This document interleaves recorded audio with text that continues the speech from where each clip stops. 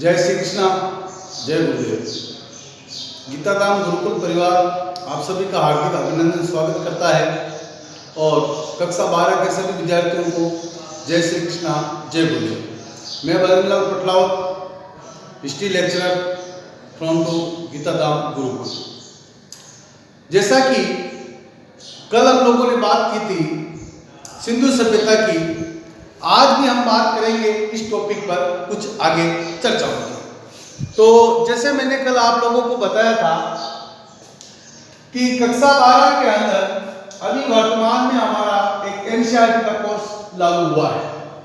तो हम लोग बात करेंगे एनसीईआरटी के कोर्स के अंदर पहले टॉपिक जिसकी बात करेंगे, पहली किताब के पहले टॉपिक की बात करेंगे जिसका नाम है सिंधु सभ्यता, इंडस सिविलाइजेशन, सिंधु सभ्यता। मैंने आप लोगों को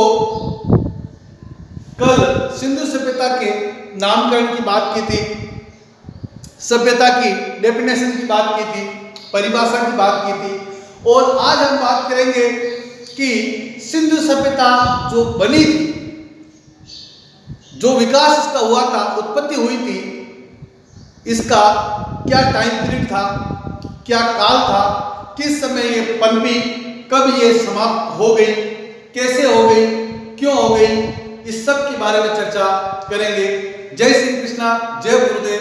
आप सभी का हार्दिक स्वागत और अभिनंदन बजरंगलाल की क्लास में। तो हम बात करते हैं सिंधु सभ्यता के कालक्रम की। तो सिंधु सभ्यता का जो कालक्रम है, इस कालक्रम के अंदर हम बात करेंगे कि ये सिंधु सभ्यता कब बनी और कब इसका विकास काल रहा है। तो इतिहास के खूब सारे पुरातत्वविद और इतिहासकारों ने अपने अलग अलग मत दिए हैं, अपने अलग अलग काल दिए हैं। सबको मिलाकर के अगर मूल स्वरूप निकाल दिया जाए तो ये सभ्यता जो थी लगभग 3000 ईसा पूर्व, 3000 ईसा पूर्व में इस सभ्यता का निर्माण हुआ था और यह सभ्यता, इस सभ्यता की उत्पत्ति हुई थी। तो हम बात करते हैं टाइमलाइन के अंदर, तो ये 3000 साल पूर्व तो ईसा पूर्व है, 3000 साल हो गए, और अभी वर्तमान में चल रहा है 2021, यानी कि 2000 ईस्वी सन। तो 3000 और अभी ईस्वी सन के 2000, तो यह लगभग सभ्यता जो है 5000 साल पहले, लगभग 5000 साल पहले इस सभ्यता का विकास हुआ था, पनपी थी। अब हम बात करते हैं कि कौन से इतिहासकार ने, विद्वान ने इस सभ्यता का क्या कालक्रम रखा है। तो मैं आपको सारणीबद्ध रूप से इसके बारे में बता दूंगा। तो सबसे पहले व्यक्ति के नाम लिखते हैं। एक व्यक्ति का नाम आता है जॉन मार्शल।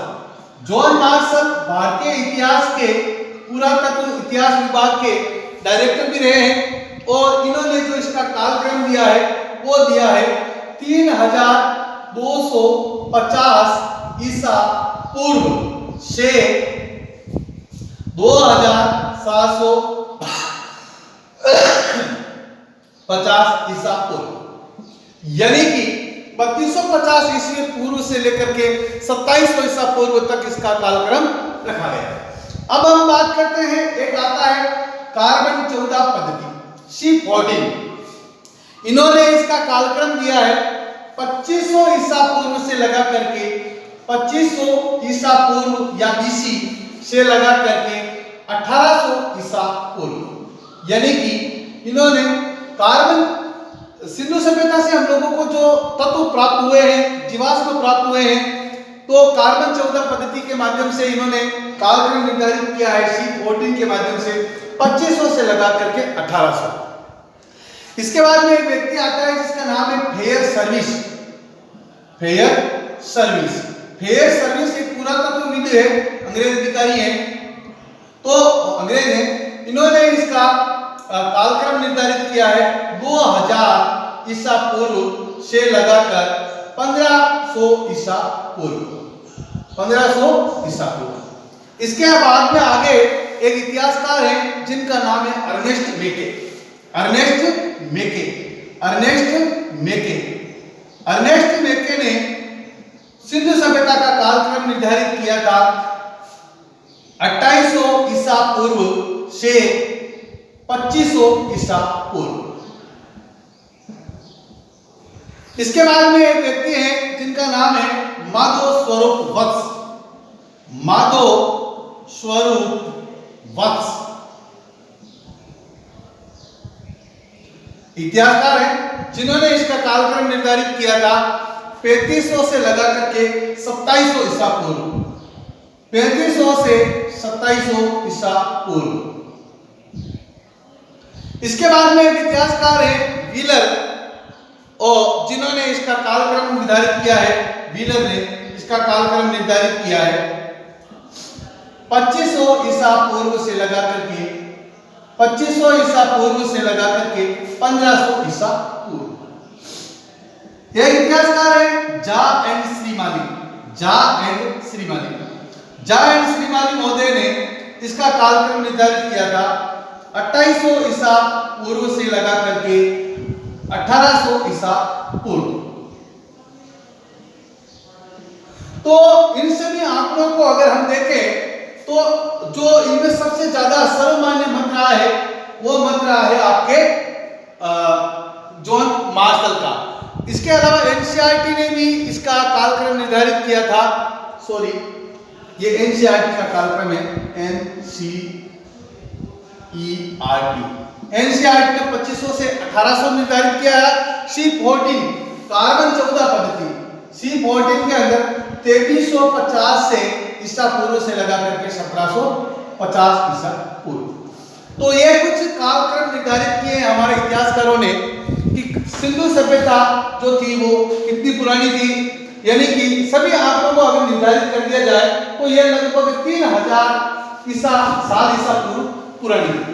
अब 3000 और वर्तमान में 2000, तो 3 और 2 5, लगभग सिंधु सभ्यता का अगर कालक्रम हम बात करें तो 5000 वर्ष ये पुरानी सिंधु सभ्यता थी।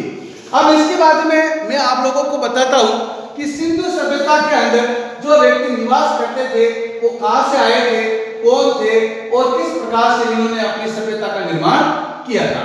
तो हम बात करते हैं कुछ विद्वानों की कि किस किस विद्वान ने सिंधु सभ्यता के निवासियों को क्या क्या और कहां से बताया। तो हमारे 4 प्रकार के मत यहाँ पर रहेंगे। सबसे पहला है देशी उत्पत्ति।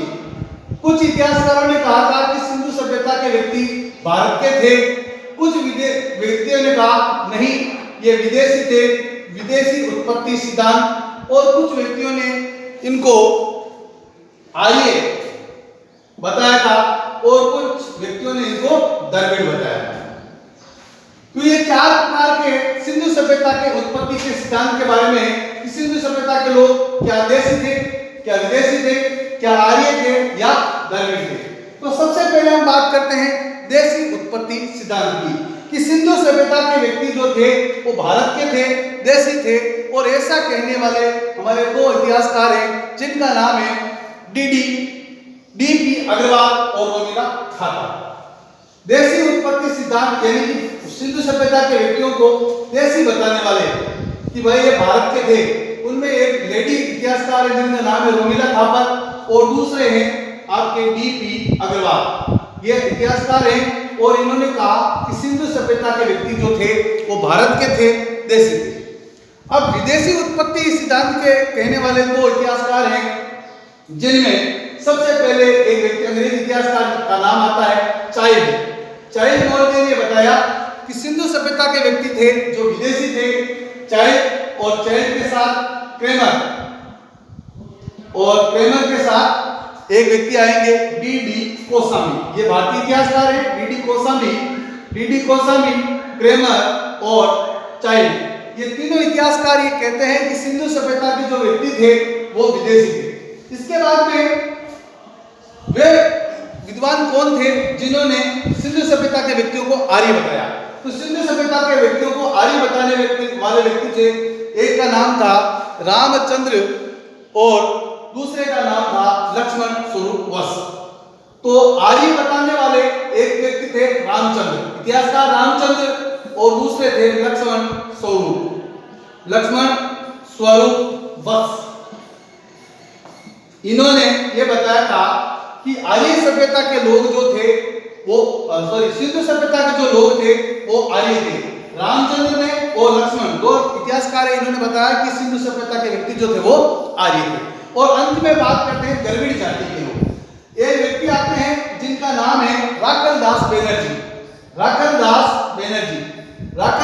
बैनर्जी हमारे भारत के इतिहासकार और पुरातत्व व्यक्ति हैं, पुरातत्वविद हैं। इन्होंने ये बताया था कि सिंधु सभ्यता के व्यक्ति जो थे वो द्रविड़ थे।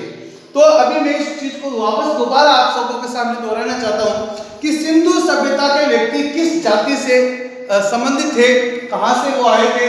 तो इसके चार मत आप लोगों के सामने मैंने बताए हैं, देसी मत, विदेशी मत, आर्य और द्रविड़। यानी कि रोमिला थापर और डीपी अग्रवाल महोदय ने बताया कि सिंधु सभ्यता के व्यक्ति जो थे वो भारत देश के ही थे और भारतीय ही थे, अर्थात देशी थे।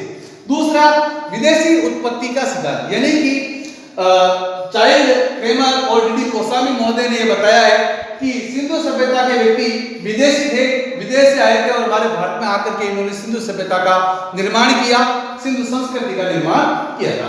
इसके बाद में आर्य जो सिंधु सभ्यता से परे यानी कि हिंदू कुश पर्वतमाला की तरफ से आने वाले जो थे, जिनको हम आर्य कहते हैं, तो ये वो आर्य जाति से संबंधित बताने वाले रामचंद्र और लक्ष्मण स्वरूप वत्स, ये दो इतिहासकार। इसके बाद में द्रविड़ जाति से संबंधित बताने वाले व्यक्ति थे राखलदास बैनर्जी। तो हम बात कर सकते हैं कि सिंधु सभ्यता के व्यक्ति देशी, विदेशी, आर्य और द्रविड़, इनमें से कौन थे। तो सबसे ज्यादा जो मत आप लोगों का हमारे सामने रहता है वो रहता है आर्य, यानी कि सिंधु सभ्यता के व्यक्ति आर्य थे, क्योंकि सिंधु सभ्यता के बाद जस्ट एक वैदिक सभ्यता आती है और वैदिक सभ्यता का निर्माण करने वाले व्यक्ति आर्य ही थे। तो हम वैदिक सभ्यता के बारे में बात करेंगे बाद में, लेकिन फिलहाल हम सिंधु सभ्यता की बात कर रहे हैं। तो सबसे ज्यादा मत यह है कि आपसे पूछा जाए कि अधिकांशतः विश्वास के तौर पर हम कह सकते हैं कि सिंधु सभ्यता के व्यक्ति आर्य थे, ये रामचंद्र और लक्ष्मण स्वरूप वत्स ने बताया था। इसके बारे में बाद में हम बात कर सकते हैं कि सिंधु सभ्यता के से हमें कौन कौन से स्थल मिले और कौन कौन से स्थलों से क्या क्या तत्व हमको प्राप्त हुए, जिसकी चर्चा हम करेंगे। तो देखते हैं कि सबसे पहला कौन सा तत्व, कौन सा स्थल हमको प्राप्त हुआ।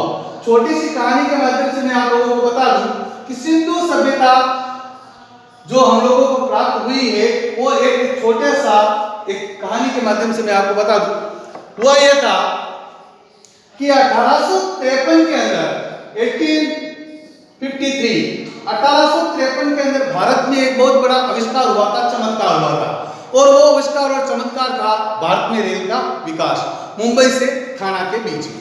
इसमें भारत के गवर्नर हुआ करते थे लॉर्ड कर्जन महोदय ने भारत के अंदर भारत का सूती वस्त्र विदेशों तक यानी कि इंग्लैंड तक पहुंचाने के लिए भारत में रेल का विकास किया था और जगह जगह पर इन्होंने रेल बिछाना शुरू कर दिया। तो 1853 से लेकर के 1856 के बीच में भारत में काफी मात्रा में रेल का निर्माण हुआ और बात आती है 1856 की। 1856 के अंदर क्या हुआ था कि भारत के अंदर लाहौर से लेकर के कराची के बीच में, लाहौर से लेकर के कराची के बीच में रेल लाइन बिछाई जा रही थी और इस रेल लाइन बिछाने का, पटरियां बिछाने का ठेका दिया गया था दो भाइयों को, अंग्रेज अधिकारियों को, जिनका नाम था विलियम बर्टन और चार्ल्स बर्टन।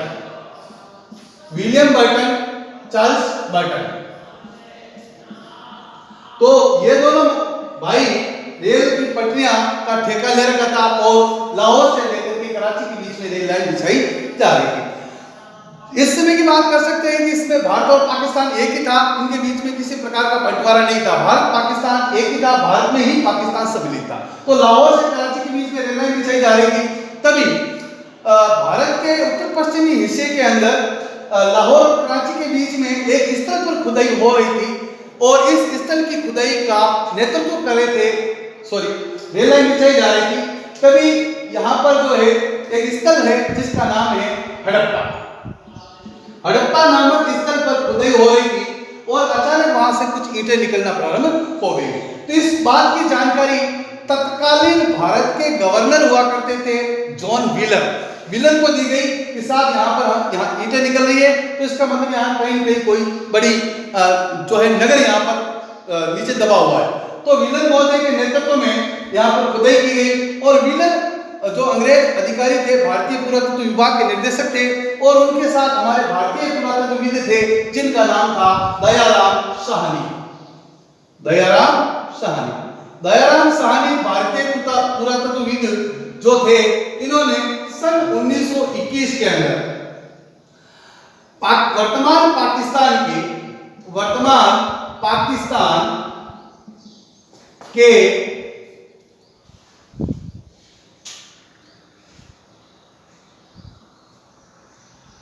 पंजाब प्रांत के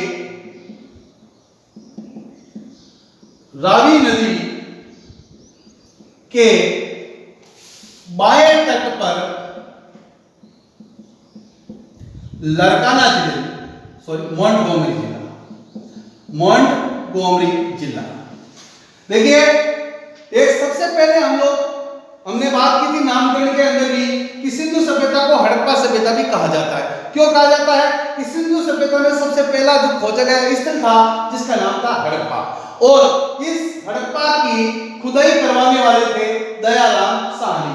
हड़प्पा नामक स्थल की खोज की गई थी सन 1921 में दयाराम साहनी के नेतृत्व में, और ये स्थल जो है वर्तमान पाकिस्तान के पंजाब प्रांत के मोंटगोमरी जिले के अंदर जो रावी नदी बहती है, इस रावी नदी के बाएं तट पर जो है इस हड़प्पा नामक स्थल की खोज की गई थी।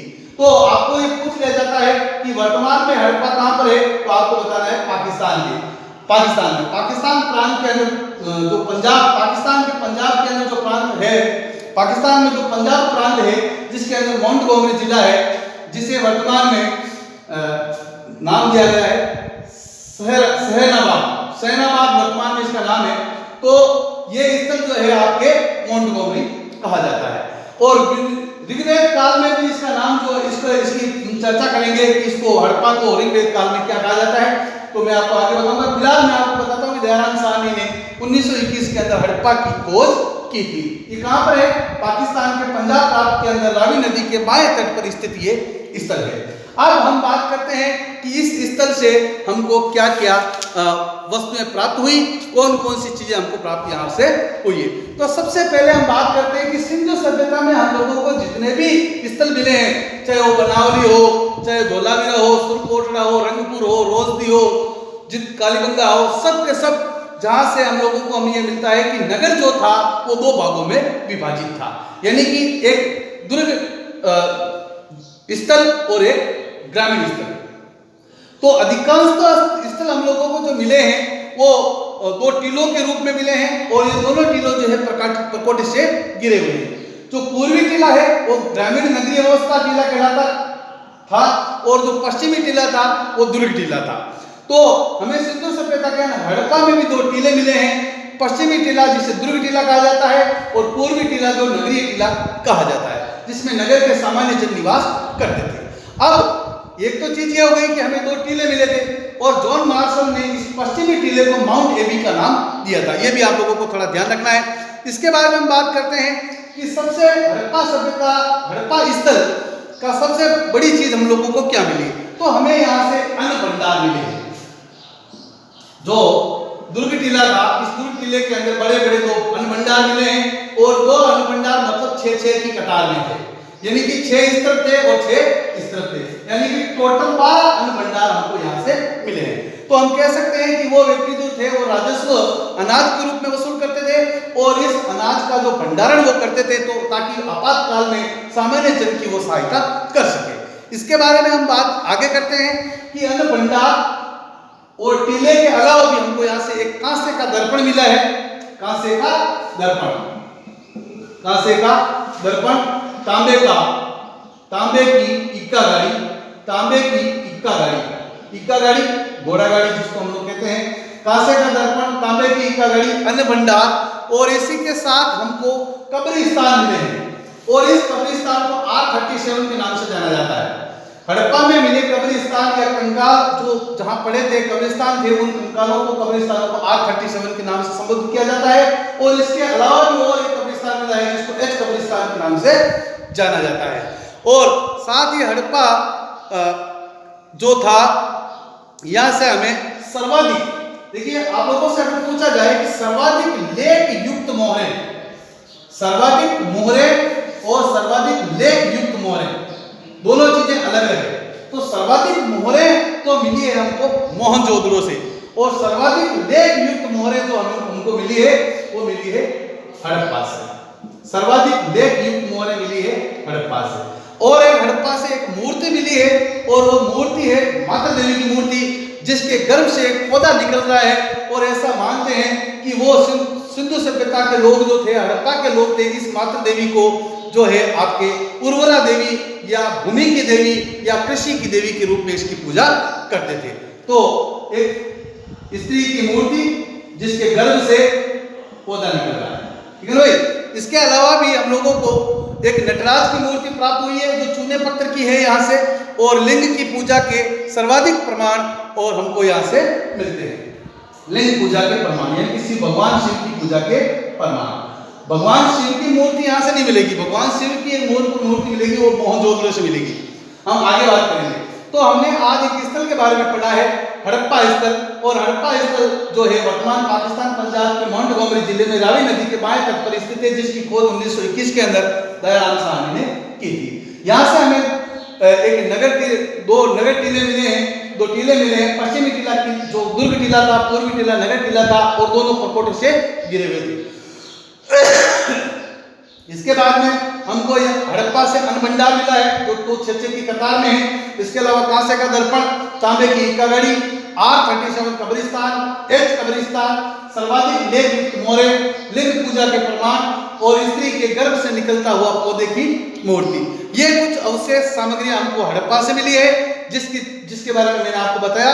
धन्यवाद। इसके आगे मोहनजोदड़ो स्थल की चर्चा हम कल करेंगे। तब तक के लिए धन्यवाद।